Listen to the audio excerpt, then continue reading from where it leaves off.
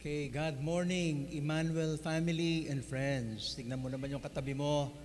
Sabihin mo, magandang umaga. Tamlay nyo Ulit. Sabihin mo sa katabi mo, magandang umaga, kapatid.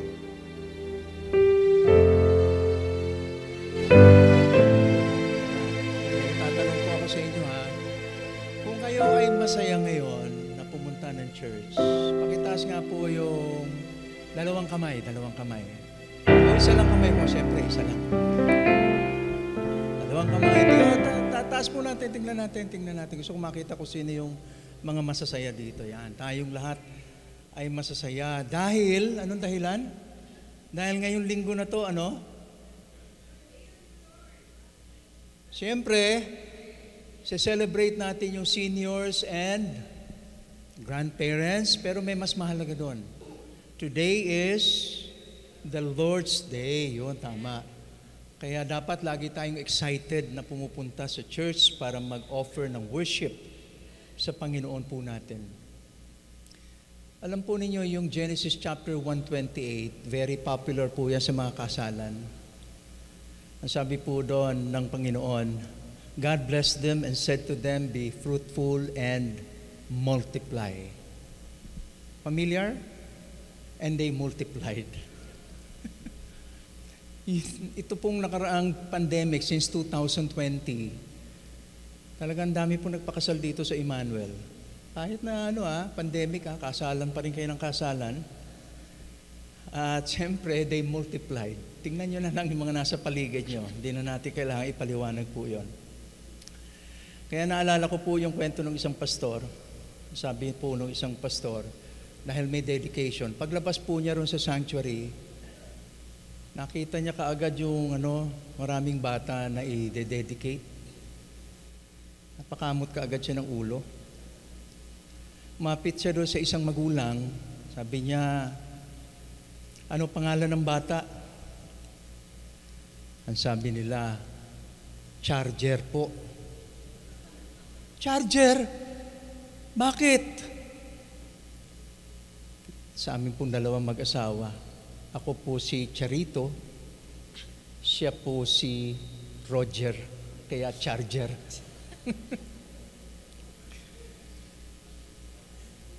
Ito namang isang magulang, nilapitan naman niya, at tinanong niya, ito, ano naman pangalan ng bata? Cellphone po, cellphone. Napailing lang yung pastor. At tinanong niya, bakit cellphone? Ang pangalan ko po ay si Celia at siya po, mister ko si Ponce. Kaya cellphone. Okay. Na itong pangatlo, tawa naman kayo. Alam niyo, hirap po mag-isip ng rito Kayo tumayo rito, tignan ko lang. Okay. Ayan. Yung pangatlo, ito, tinanong niya yung pangatlong magulang. Ano naman po pangalan ng bata? Nagkatinginan yung mag-asawa. Ang sabi ng babae, SIM card po. Bakit naman naging SIM card? Ako po si Maxima, pero si Mang na lang po yung tawag niyo sa akin. Ang pangalan po ng mister ko ay si Carding, si Cardo. Sabi, napakamot na naman ang ulo yung pastor. Kaya iniisip ko, baka may balakubak yung pastor na yun, panay ang kamot ng ulo Nagalit yung pastor. Sabi niya, walang ngayon, walang dedication ngayon. Sabi naman ng mga magulang, bakit naman po, pastor? Kasi walang signal. Walang signal. Ayan, pakiayos po yung signal po natin yan. Tiyakin nyo na naka-online po tayo today. Alam po ninyo, gusto kong sabihin ang mga salitang, I love Jesus. Say amen if you do. Amen, amen. I love to be in the church. Say amen if you do. Yan. I give my all to Jesus. Say amen if you do. Yan, wow. So kala nyo, may isang buwan na yung wow po natin, tuloy-tuloy pa po yun. Wow pa rin po tayo ngayon. Kaya sabay-sabay po natin sabihin sa Panginoon, wow! All right, blessings to all of you. Hallelujah. Bigyan po natin ng malakas sa palakpak ang Panginoon. maalis po yung inyong antok, tayo po tayong lahat, tayo. Samahan po ninyo ako sa pananalangin. Manalangin po tayo sa Panginoon. Ihanda po natin ang sarili natin in the presence of God.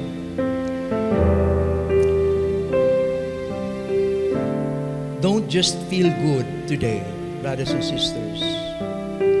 Feel God.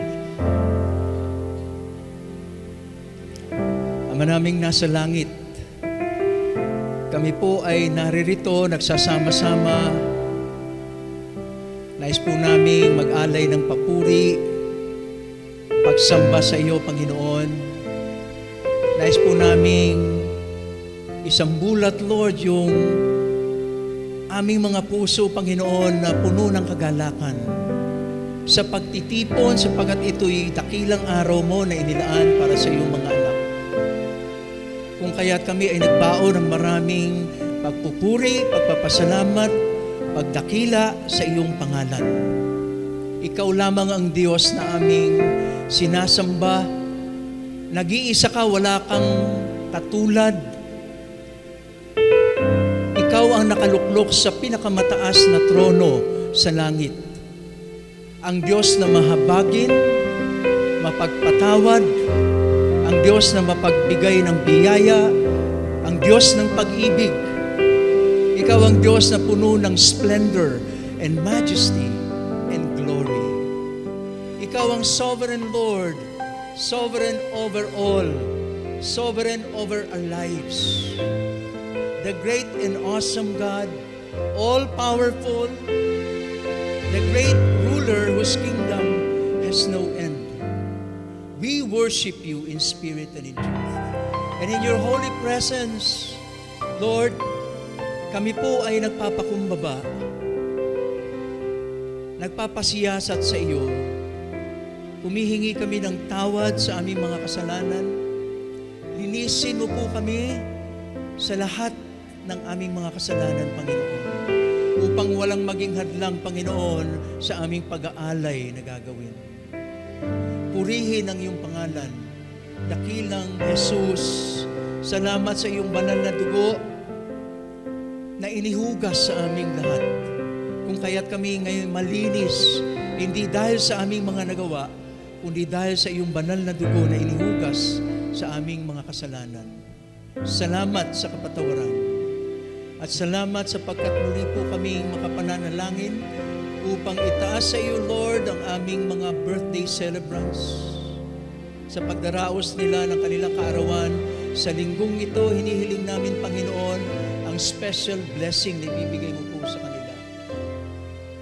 Biyayaan mo sila ng mahaba pang buhay, kalakasan, kalusugan, maging ng kagalakan na nagmumula sa iyo, Panginoon.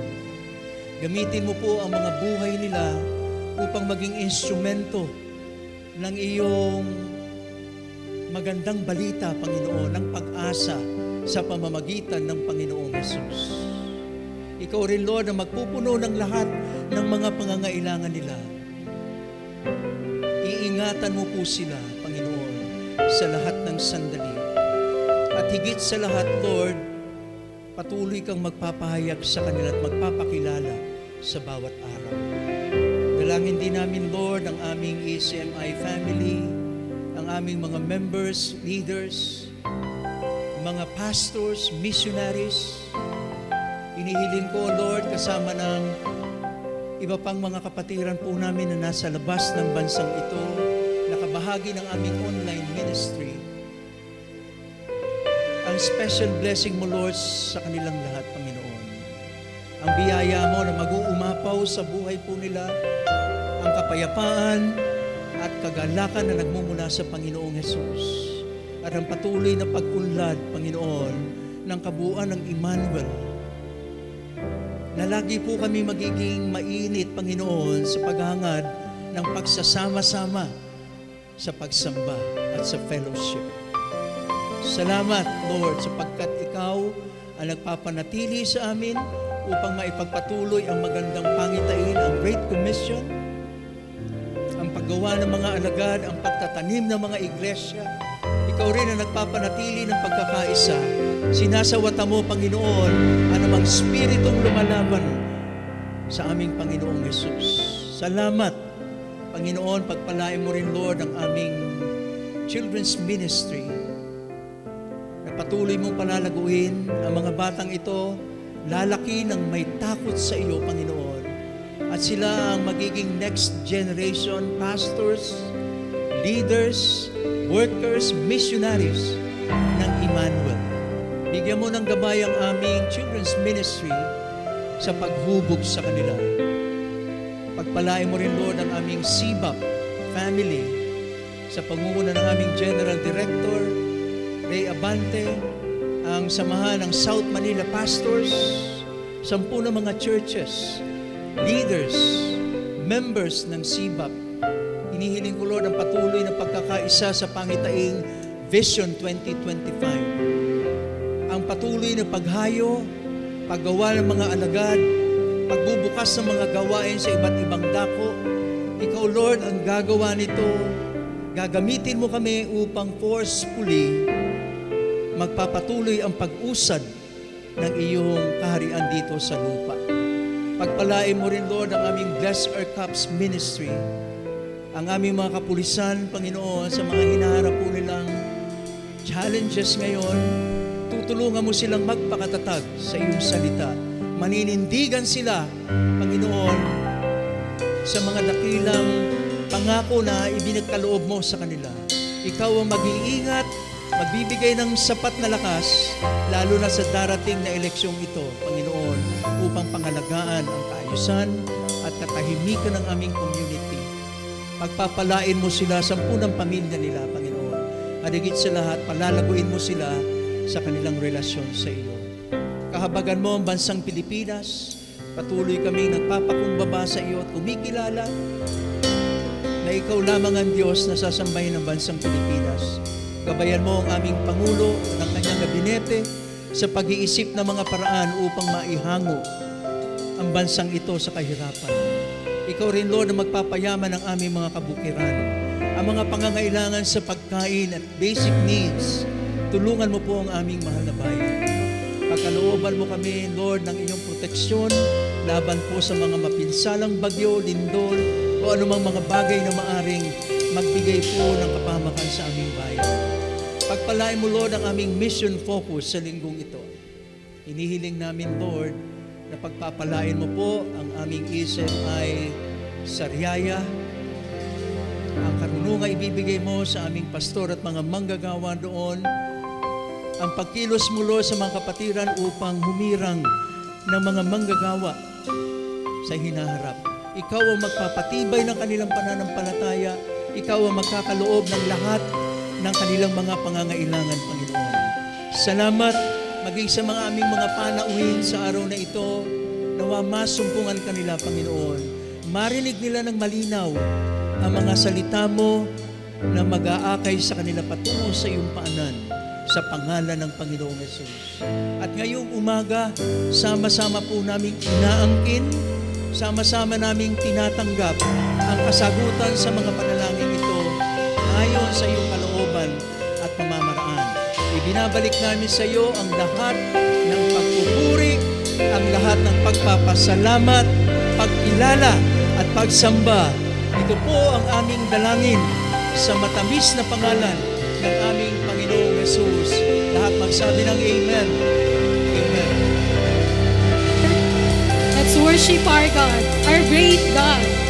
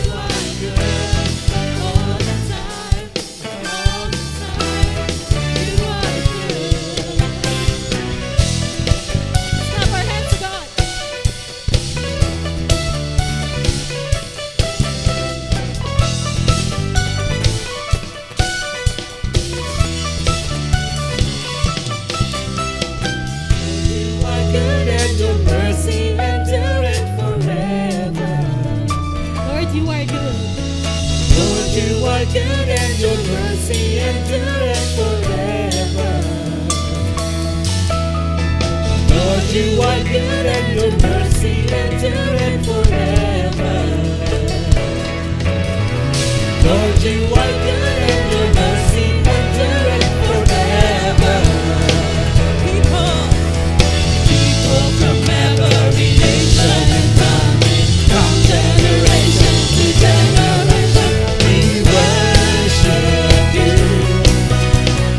Hallelujah, hallelujah, we worship you for who you are. We worship you, Jesus.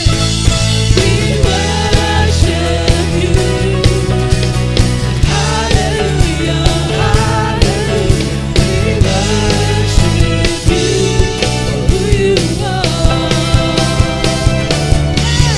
We worship you. Come on, church.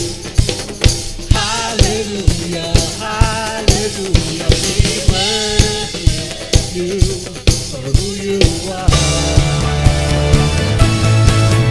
We worship you. Hallelujah, hallelujah, we worship you for who you are. Who you are.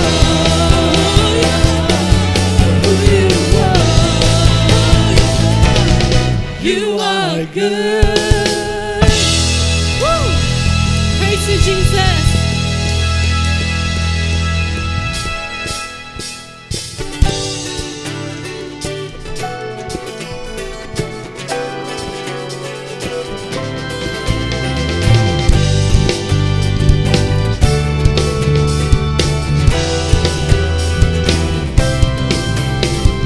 Praises of man, I will never ever stand. For the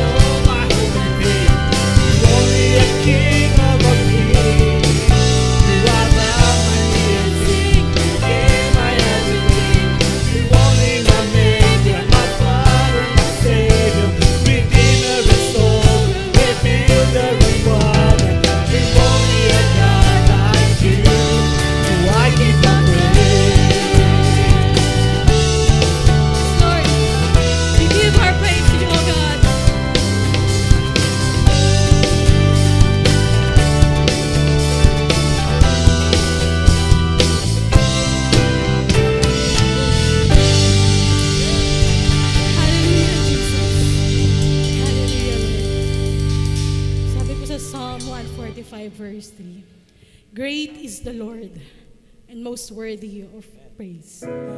His greatness no one can fathom.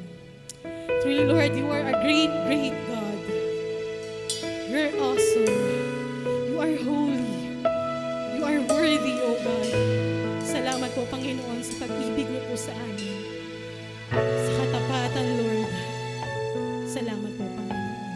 Salamat po.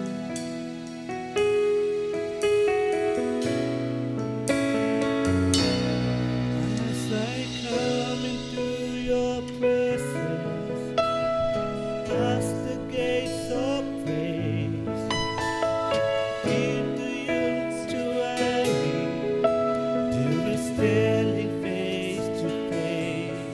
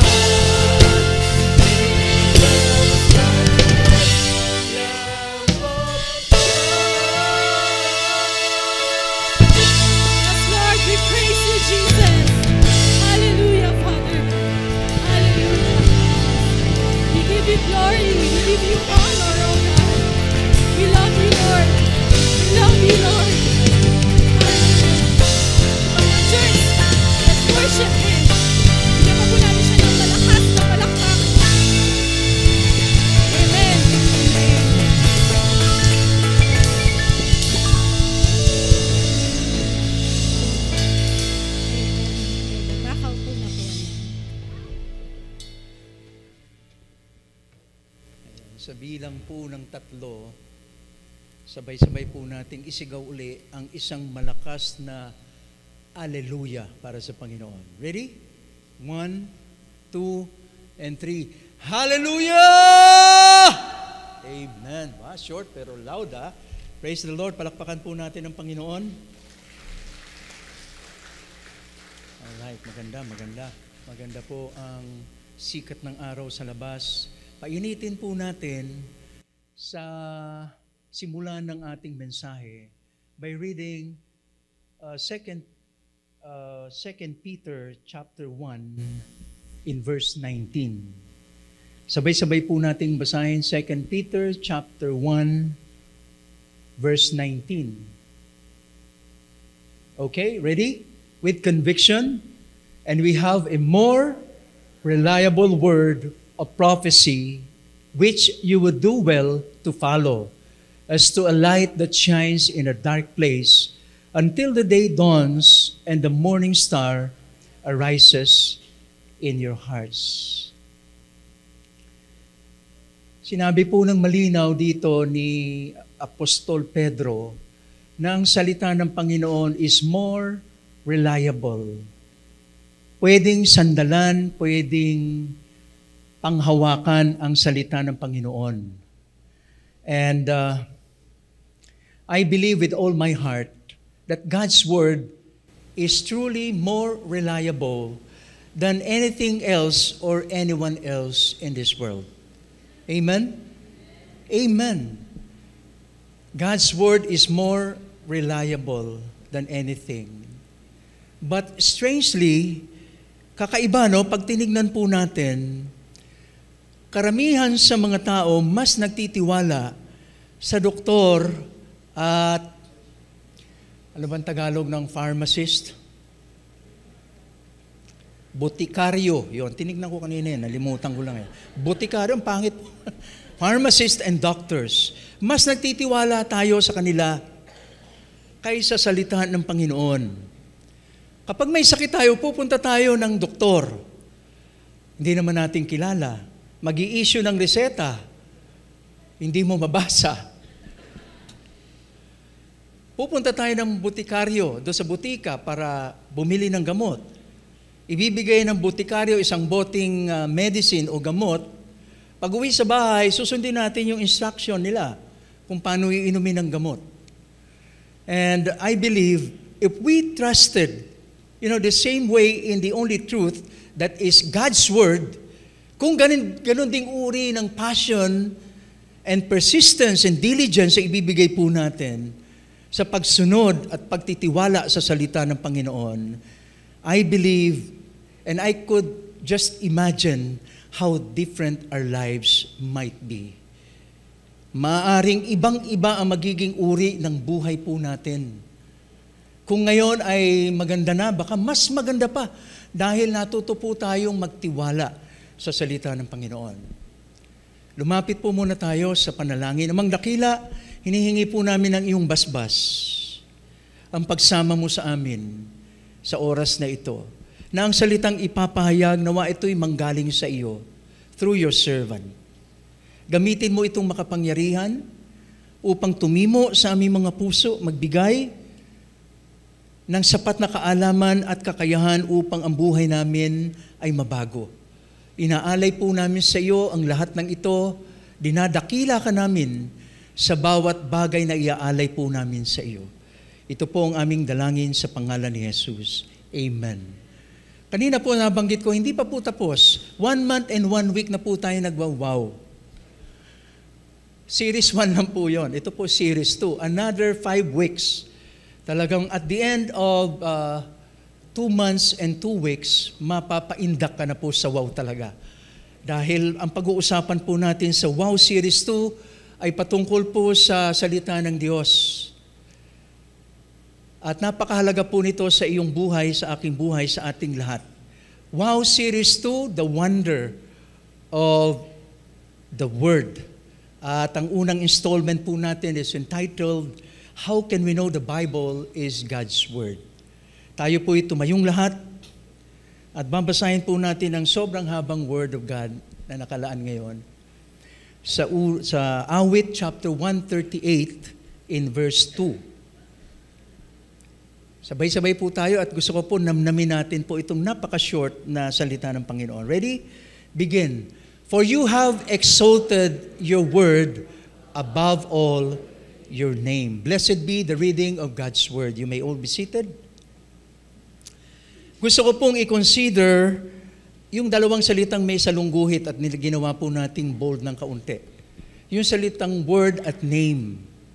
Unang-una, yung salitang word ay tumutukoy po ito sa Bible, sa kabuuan ng Bible. So, ibig sabihin, sa paggamit ng salitang word dito sa binasa natin, ito'y tumutukoy sa kabuuan ng Bible. Pwede rin namang specific promise ng Lord para kay King David, specifically in 2 Samuel chapter 7, na kung saan doon sinabi ng Panginoon at yung kanyang pangako na ipagkakaloob niya ang everlasting royal dynasty. Ito po yung commonly known natin na Davidic covenant. Ito po yon. Na magmula kay David hanggang sa katapusan ay walang ibang uupo kundi nasa lahi lamang ni Haring David. And so, ito pong dalawang kahulugan na binigay po natin ay pagsamahin natin. Both are acceptable. Katanggap-tanggap po yung paliwanag po na yon o interpretation po na yon. So, inisip ko para mas safe, pagsamahin natin. And here, David, makikita po natin, he saw from afar the fulfillment of all God's great promises. Ang napakalayo ng edad ni David sa atin nung siya'y nabuhay, yung kanyang generation. But through God, he saw from afar the great plan and purpose of God for humanity. And so not only God's promise to him, the everlasting dynasty, hindi lang po yun, and nakita rin ni David doon that time will come that all Israel will repent of her sin and return to God. Magbabalik loob ang Israel sa Panginoon. Pero nakapaloob din doon yung entirety of God's big plan and purpose. So napakalaki ng nakita at pinakita ng Panginoon kay David. Now let's take the word name. Tignan naman natin yung salitang name. According to Hebrew custom, yung paggamit ng name ay tumutukoy sa authority and reputation noong pangalan o noong tao na yon. So every time na ginagamit yung name na yon, tinutukoy nung name na yon yung reputation and authority of that name na ginagamit. Thus, the name of God refers to His authority and reputation. Kaya napaka-powerful kapag ginamit po yung salitang in the name of Jesus. Recently, naka-experience na naman po ako ng supernatural, pagpapaalis at pagpapalayas ng demonyo. Hindi po amazing sa akin yung lumayas yung demonyo. Mas amazing sa akin ang makita yung kapangyarihan ng pangalan ni Jesus every time we lay our hands on doon sa tao na naalihan ng demonyo. Kung paano ang mga masamang spirito sumusunod sa bawat salitang sinasabi natin in the name of Jesus. At doon po, mas lalong nagpapalakas ng pananampalataya po natin. Grabe. Very powerful name in the name of Jesus. And so God's name is His authority and reputation. In other words, God has put His name and reputation on the line by giving out His word. Sa kolokyal natin, sorry for the word, isinugal ng Lord yung pangalan niya para sa kanyang salita. You have exalted your word, Lord, above all your name. And so God exalted His word above all things under His authority. God Himself testified that the Bible, the Scripture, is God's word. No doubt, the Lord Himself testified. You know, David, the author of Psalm 138, was a good example of a man, who lived by faith from the beginning of his life until his death. He trusted God's word, confidently expected God to fulfill all His precious promises in His time and in His way. Napakalakas ng pananampalataya ni King David. That is why he was called by God a man after God's own heart. David demonstrates his deep respect, reliance, and sureness of the integrity of the Word of God. Nakita sa buhay ni David ang katiyakan ng sinasabi ng salita ng Panginoon.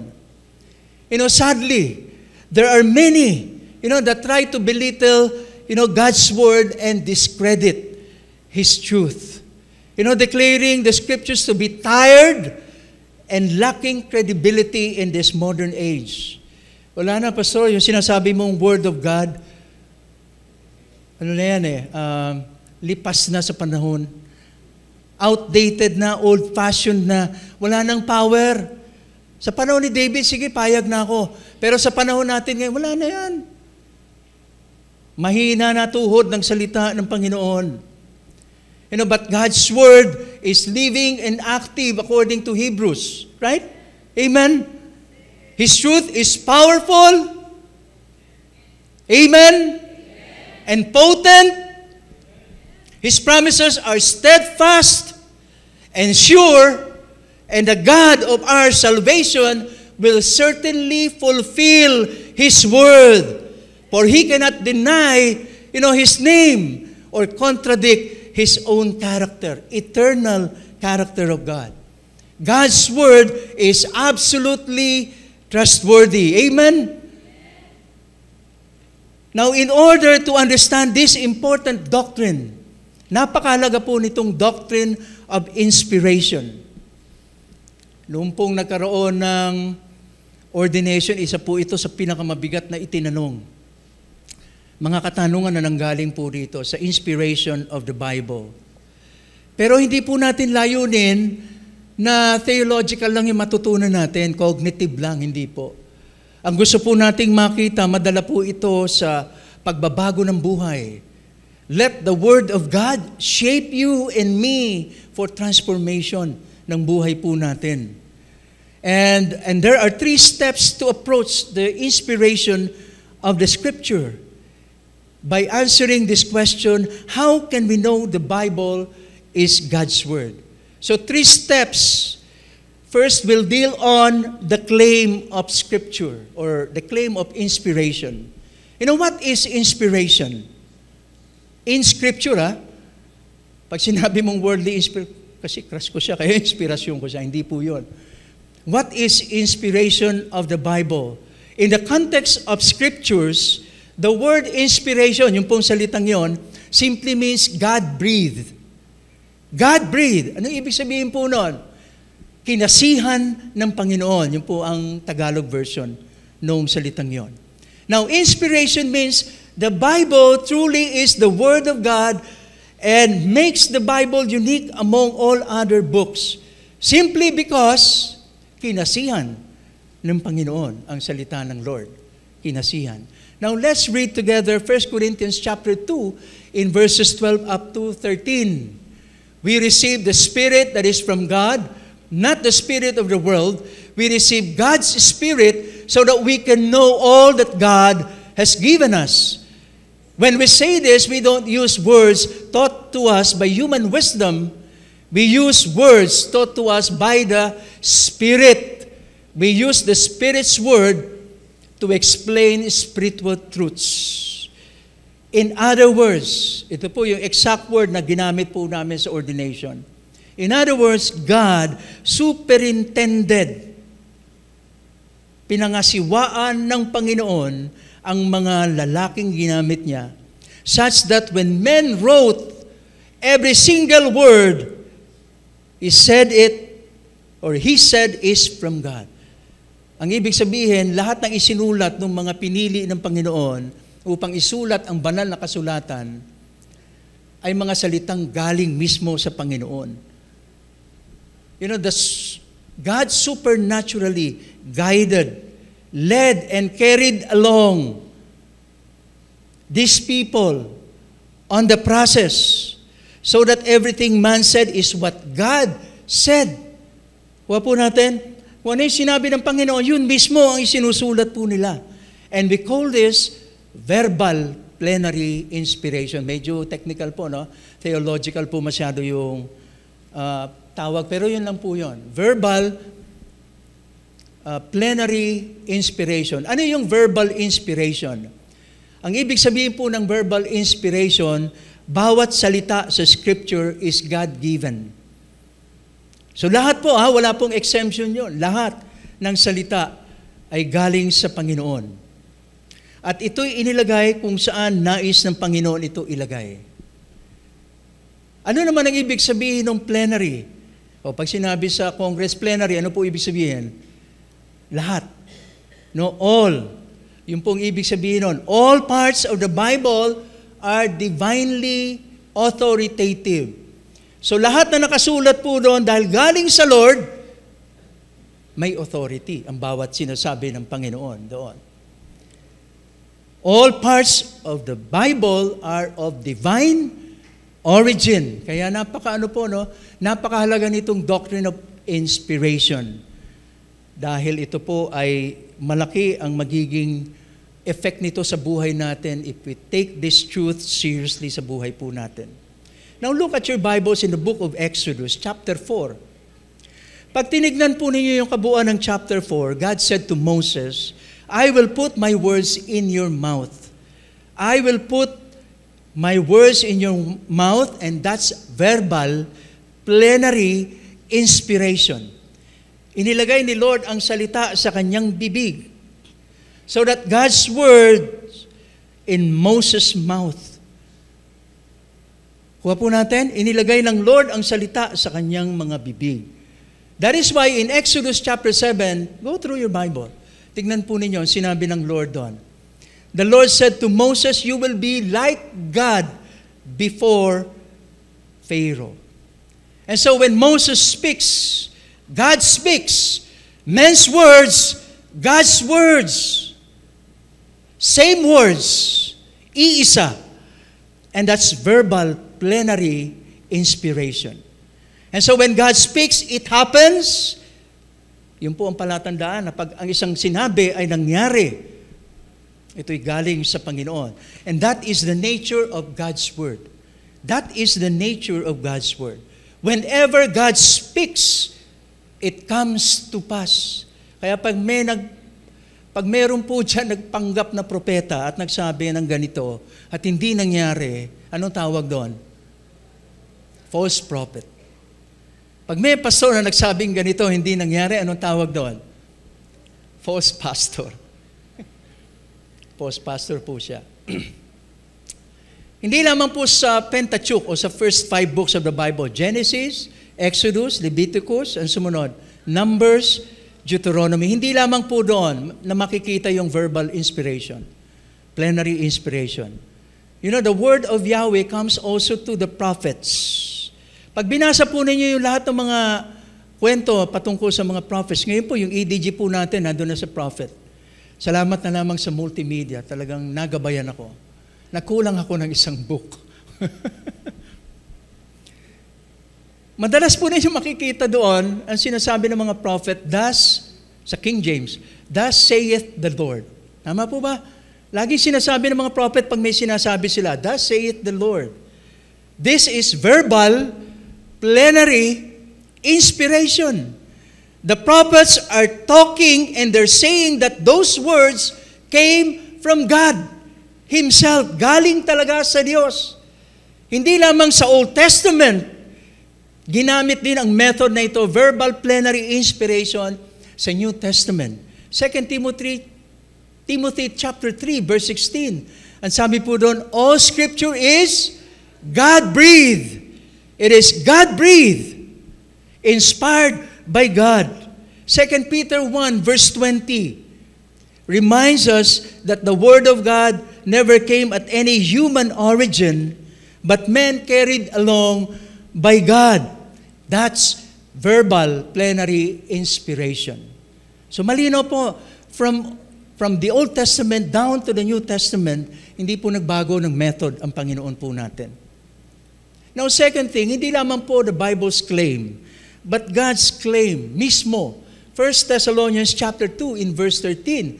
Let's read together. And we also thank God continually because when you received the word of God, which you heard from us, you accepted it not as a human word, but as it actually is, the word of God, which is indeed at work in you who believe. And so when the Thessalonians received the word of God, they recognize it as the actual word of God, not as the word of men. So sana po every time we read the word of God, we treat the word as God's word to us, not the words of men. Doon pa lang, magbabago na yung yung pagtingin mo sa salita ng Panginoon. Kung yung nakaukit sa iyong isip, ibinabasa puso. Every time you read the word of God, you consider that God is speaking to you personally. Dapat ganun po yung attitude po natin. And so, in the Gospels, pag napansin po ninyo yon, si Jesus mismo, lagi po niya sinasabi at nire-recognize ang Scripture pag meron po siyang mahalagang kailangan sabihin. Doon po sa Luke chapter 4, I think Luke chapter 4 yon, yung papunta na po siya, nung siya po yung nandun sa desert, tinukso siya ng kaaway, ng demonyo. Anong sabi niya doon sa demonyo? Pakisabi mo sa katabi mo. Pakisabi sa tabi mo, ano yung sinabi ng Panginoon? It is, hindi naman sinabi ko na demonyo yung katabi mo. Ang sabi ko lang, sabihin mo yung sinabi ni Jesus doon sa demonyo. It is written. Di ba? Kita mo? Si Jesus gumagamit ng salita ng Panginoon para patunayan na ito'y talagang salita ng Lord. And so we can call Scripture the Word of God because all Scripture is breathed out of God. And He gave us His Word literally. Talagang literally, binigay ng Lord. In other words, when the truth is revealed to us from Scripture, it is from God. Amen? Now, with regard to Scripture, only God can verify His Word. Only God can verify His Word because He is the ultimate authority and supreme creator of everything. Meron pa bang hihigit sa Panginoon kapag sinabi ng Lord, salita ko yan. At yan ay mangyayari. There is no higher authority. Wala na pong tataas pa sa Panginoon. And in confirming whether Scripture is the Word of God or not, whose word would you rather trust?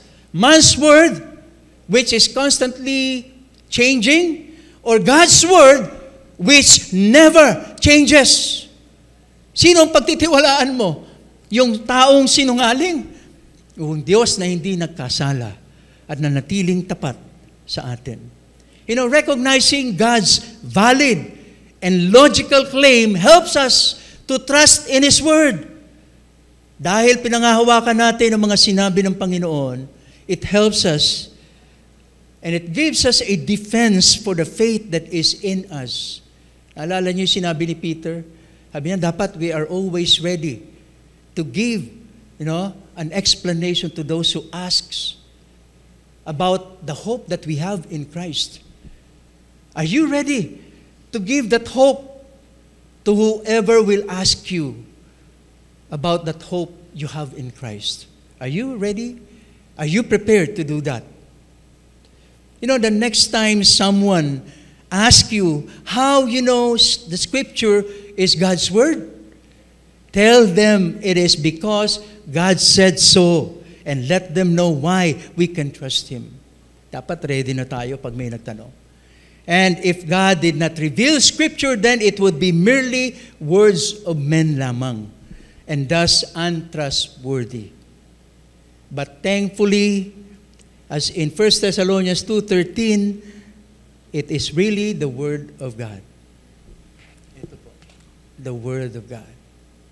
Meron pa bang nagdadala nito? Parang hindi ko na napapansin. Kahit sa aming mga pastors, marami nang hindi nagdadala nito. Dala-dala na yung cellphone. But this one is very important.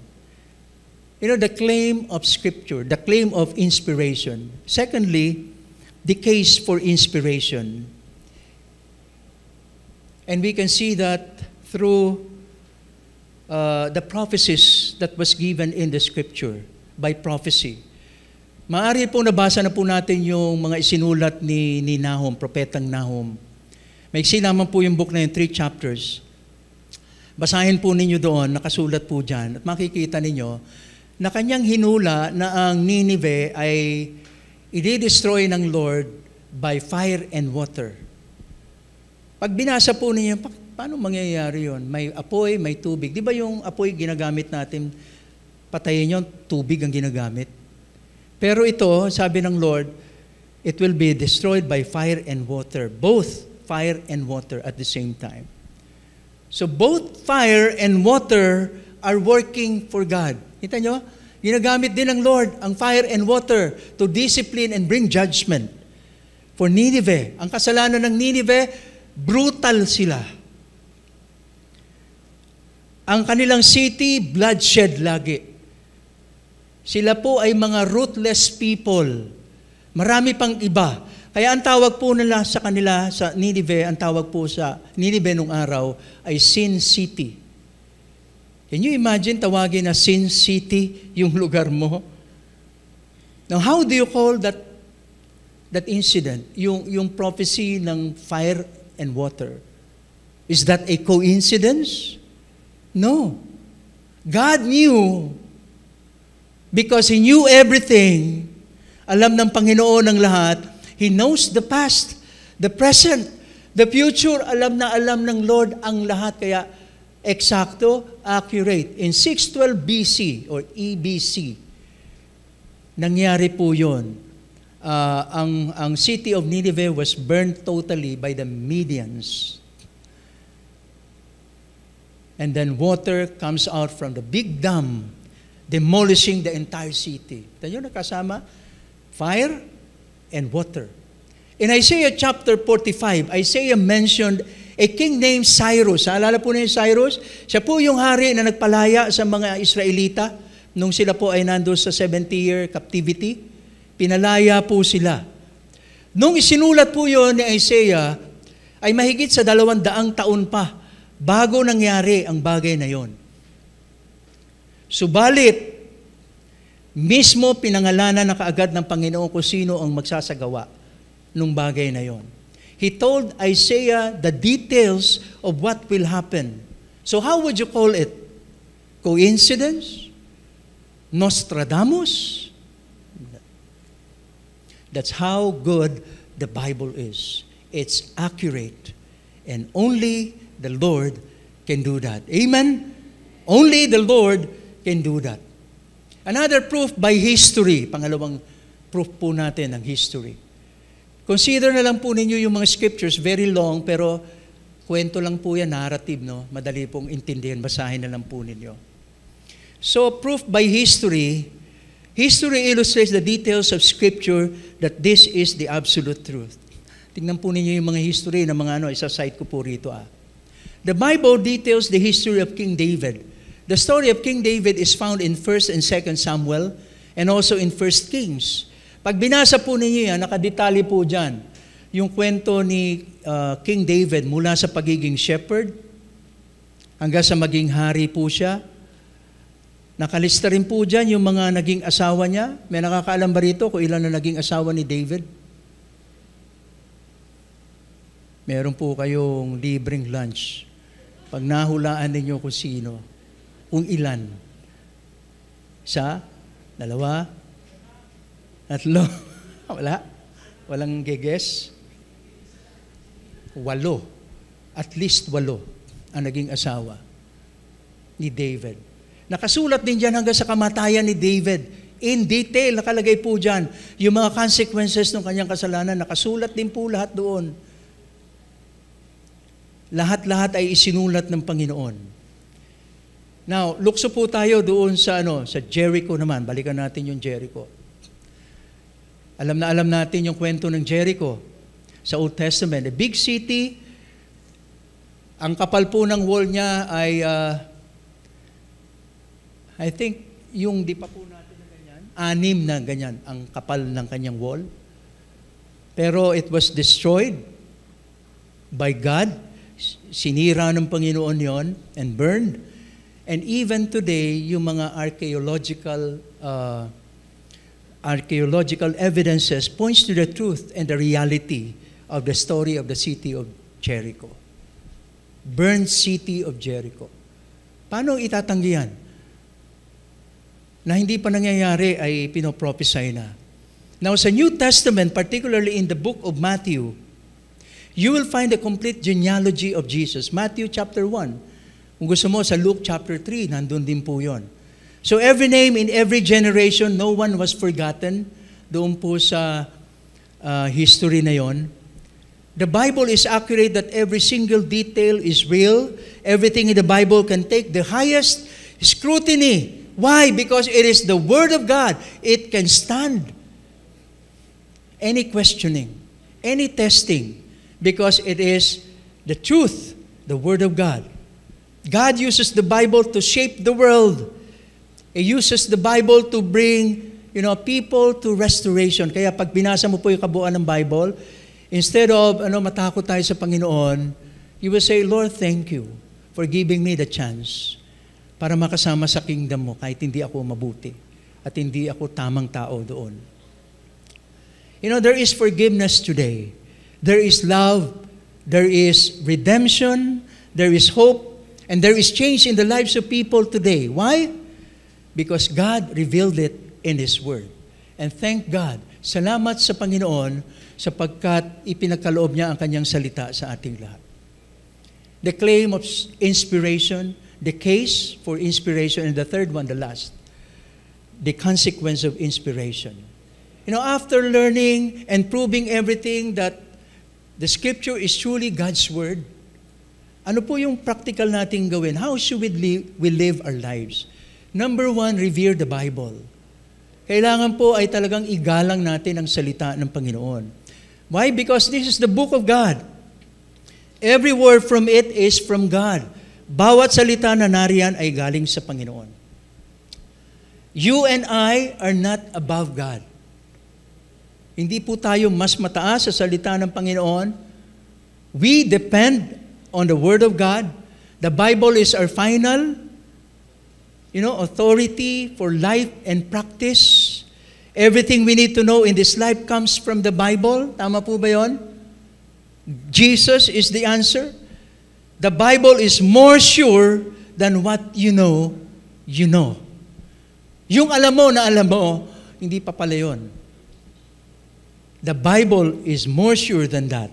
Most of the time, we insist on our own understanding, reasoning, rationalizing, how to do things, and neglect and don't mind at all what the Bible says to us. Binabaliwala natin dito hanggang dito. Maski Kristiyano tayo, we fall on this. We are stiff-necked people. Nakita na kayo, hindi kailangan gaganon siya. O gaganon siya, hindi niya kayang ganon. Hindi, kasi matigas yung leeg, So the Bible reminds us that we are dust. Saan natin makikita yon? Genesis chapter 3. The Lord reminds us that we are dust. God and the Bible are above all of us because we are dust. Tayo po ay lupa lamang, alikabok. We are nothing. Say, I am nothing. I have nothing. And I can do nothing. I cannot gain anything apart from Christ. Wala po, bokya, zero. The Bible does not depend on us. We depend on the Bible to guide us unto righteousness. We are mere mortals, and we cannot add anything on what the Bible says. Brothers and sisters, revere the Bible. Number 2, read the Bible. Simple lang, read, basahin. One of the consequences of the inspiration of the Bible is how we read it. Kapag talagang you put to heart everything in the Bible, magbabago yung attitude mo sa pagbabasa ng Bible. Why? Because the Bible is the mind, the heart, and the love of God for people. And in this holy book, you will find the only solution to man's problem. Isa lang, ang makikita mong solusyon. In this holy book, you will ascertain the great plan of God. Malalaman mo kung ano talaga ang plano ng Panginoon. In this holy book, you will discover your purpose in life. And so read it intently. Pag nagbasa ka, hindi lang binasa, kundi intently. Tututukan mo, uunawain mo. Read it, intentionally. It must be a lifestyle. Hindi kung kailan lamang Pasko tsaka magbabasa ng Bible or birthday o may sakit na alala si Lord. Read it intently, intentionally, and read it intensely. Dapat may passion. Are you excited? Every time you read the Word of, makikipag-meet na naman ako kay Lord. May nagsusuklay ba dito bago magbasa ng salita ng Lord? Pagpupunta ng church, ayos ng gusto. Pero pag nasa bahay kayo, paano natin ituring ang Panginoon sa pagbabasa ng salita ng Lord? Read the Bible. And thirdly, live and relive the Bible. Part of living the Bible is to obey what the Bible says. Kasi yun po ang standard po natin prescribed on the Word of God. To please the Lord, our Maker. Yun naman po yun, Alalahanin po nating lahat. Ang sabi ng Samuel, Book of Samuel, to obey is better than sacrifice. And so only by submitting to God's Word that we can be changed. If you do not submit to the Word of God, you will never change. Now, reliving is to keep on trusting. And trusting is to lean on the promises of God. To rely on and take refuge on the Word of God. And to hold on to God's Word. Again, His Word is more sure than what you know. Marami kasing akala niya sobrang galing na siya. Di ba? Pero today, inaalis ng Lord lahat yung mga ganong understanding. And so, if we will do well rather, if we follow the Word of God. Now, gusto ko pong i-close itong message po na ito by telling you this true-to-life story of a pastor. A certain pastor, he was invited po in Indonesia to become their speaker sa isang event po nila. And so he arrived there 2 days before the event. And he was given a very nice place to stay in the village. Near the chapel po nung paggagawan po ng kanilang event. Now, on the first day, napansin po niya that the chapel was full. Pinuntahan po niya yung chapel, nakita niya, sobra namang puno. Balik po siya doon sa kanyang bahay. Bumalik po siya in the afternoon and found the place, again, full of people. Puno pa rin po ng tao yung chapel.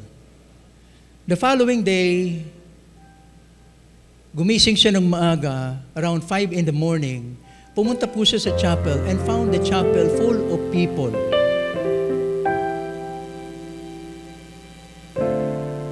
And at 10 in the evening, sabi niya, siguro wala ng tao, baka sarado na yon. Pumunta siya. But to his amazement, again, the chapel was full of people. And he thought to himself, I'll give it one more try. Isa na lang. So he went back to the chapel at 2 a.m. in the morning, during the wee hours. But again, the place was full of people. And so the pastor was impressed on the people's extraordinary passion for the Lord. And when he was about to go back to his place, there a man stood at the middle of the chapel, tumayo, at sumigaw ng napakalakas, "Thank you, Lord! Praise God!" And the man went out of the chapel. And so the pastor sneaked in right away. Mabilis po siyang pumasok doon sa chapel. And in front of the altar, he opened his Bible. And the Lord caused him to read on Hosea chapter 3. Nabasa niya yung Hosea chapter 3. Kung alam po ninyo yung content ng Hosea chapter 3, napakaganda. And while he was in the presence of God, the rain dropped so hard. Umulan ng napakalakas at napakatagal. Hindi niya napansin na tumagal na po siya ng 1 hour doon sa loob. Enjoying the presence of God. You know, the Lord spoke to him in his heart. At ang sabi ng Lord sa kanya, I want to remind you of my faithful love. I have sought you, and I want to remind you of my faithful love. And during that 1 hour of hard rain, the voice speaks so loudly to him. Hindi niya napansin yung 1 hour has passed, and he said to himself, this is the best 1 hour of my life. This is the best 1 hour of my entire life. Then in the stillness of the night, he heard God answered him. You know what the Lord said? Me too. This is the best 1 hour of my time with you. How are you today, my brother, my sister?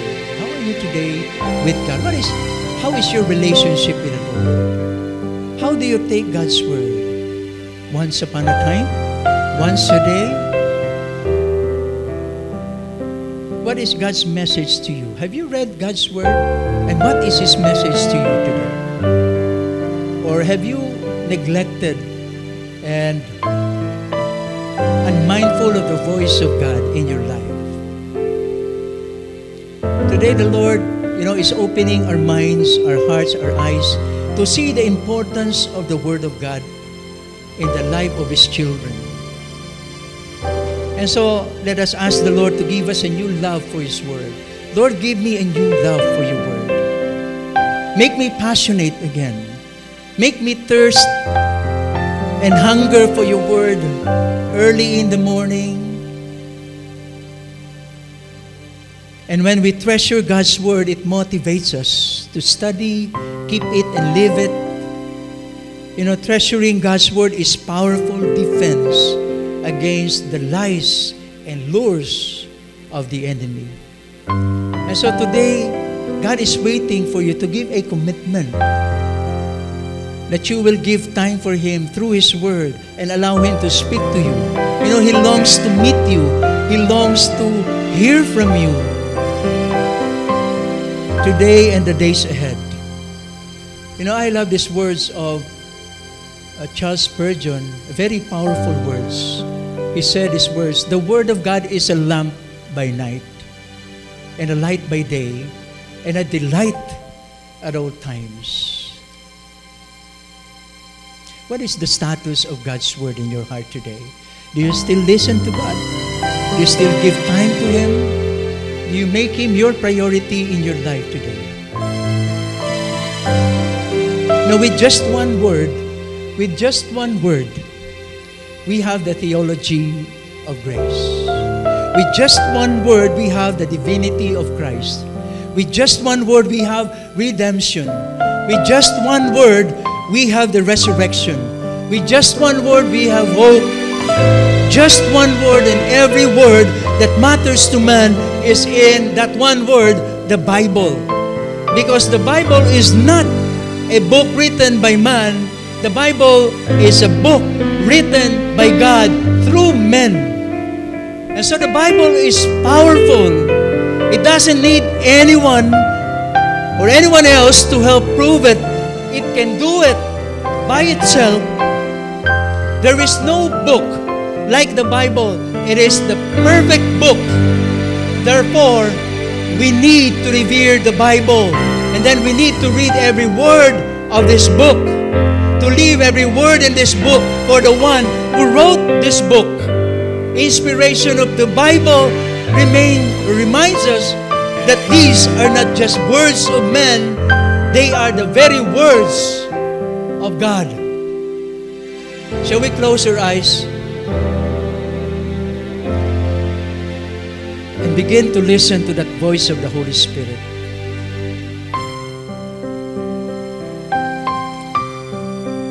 Open your mind, open your heart. Let the Spirit lead you to make a decision today. Make a decision today. Someone asked the Lord, how much do you love me, Lord? And Jesus answered, this much. Then the Lord stretched out His hands and died. You know, God chose an extraordinary means to show and demonstrate His love for you and for me. God's word in 1 Peter chapter 2, verse 24, it says, He Himself bore on His body, the sins on His body on the cross, so that we might die to sins and live for righteousness. Jesus Christ died for you and for me, and He seeks you with His faithful love. And the Word of God guarantees today that if you would surrender your life to Him, believe in the Lord Jesus Christ, you will not perish, but you will have eternal life. Would you take that offer of Jesus today? Romans 3:23 says, For all have sinned and fall short of the glory of God. We need to acknowledge before Him that we are sinners. Romans 6:23 says that there is hope in sin through Jesus Christ. Romans 10:9-10, that if you confess with your mouth that Jesus is Lord and believe in your heart God raised Him from the dead, you will be saved. And so make a decision today. And if you are ready, please pray this prayer with me from your heart. Lord Jesus, today I surrender my life to you, and I acknowledge that I have sinned against you. I ask for your forgiveness and cleansing from all my sins. I believe that Jesus alone died on the cross for my forgiveness. I believe in Jesus, and I receive Him into my heart today. Thank you, Father. Thank you, Jesus. If you are a believer of Jesus and you are with Him for a long time and you have turned cold in your relationship with Him, today let's ask the Lord to forgive us for disregarding and believing His word. Father, forgive us for many days and years we have neglected you completely, disregarding and disbelieving your word to us. But today we make a resolve. We come to you for forgiveness, and today we make a resolve to make your word a daily part of our lives and actively put our faith in you alone, in your holy word. Enable us, Lord, by your grace to live out and rely on your precious words. Father, bless these truths in our hearts. Bless the preaching of this word, and may the power of the Holy Spirit continue to bring that deep conviction in everyone's heart today. Don't allow Satan to snatch these truths. Rather, allow it to grow and to grow strong. In Jesus' most precious name, and all the people of God say, Amen and amen. Wow! Praise the Lord sa mensahe ng Panginoon sa atin through Pastor Hernan. And napakaganda, bilang reminder din yun sa atin, di ba? To go back to God and read His Word. So, now let's prepare our hearts as we give back to our God through giving our tithes and offering. Let's pray. Yes, Lord, we thank you, Lord God. We honor you, Father. Thank you, Lord, for everything, Lord God, na ginawa niyo sa amin, Lord. So, sa lahat ng provisions niyo, Lord, salamat po, Panginoon. Lord, tinataas namin sa inyo, Lord God, itong aming tithes and offering, Lord. Bless this, Lord God. Bless niyo po ang aming mga trabaho, gawa ng aming mga kamay, Panginoon. Salamat po, Panginoon. In Jesus' name, amen. Maaari na po tayo magsitayo at ibigay ang ating mga kaloob sa Panginoon.